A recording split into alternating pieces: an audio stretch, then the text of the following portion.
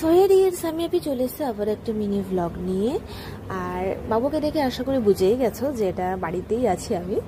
So হ্যাঁ, আমি বাড়িতে, বিকজ আমার হচ্ছে বোনের রাইস সেরেমনি, মানে আমার এক কাকুর মেয়ের। সো সেখানে যাবো। তো চলো ঝটপট একটুখানি হালকা পাতলা রেডি হওয়া যাক।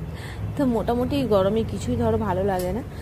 সো ওখানে গিয়ে দেখি কি সুন্দর সাজিয়েছে, বেশ ভালো লাগছে। আর রাইস সেরেমনিতে আর কি, ওই বেলুনস, ওই টুকটাক আর কি সাজানো গোছানো।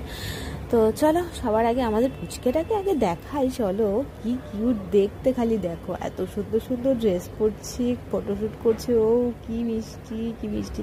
তো যাই হোক, এত লোকজনের মাঝে এত ড্রেস পরছে, শ্যুট করছে গরমের মধ্যে, বেচারি কান্নাকাটি করছে, বা ড্রেসটাকে চেঞ্জ করিয়ে দিল। আর এটাই ছিল কিন্তু আমার কাকিংস। সো চলো ওদিকটাই দেখি, ওদিকে কি হচ্ছে। এখানে তো প্রচুর নাচানাচি চলছে আর কি, সবাই মিলে বিভৎস নাচানাচি করেছে, বিশ্বাস করো।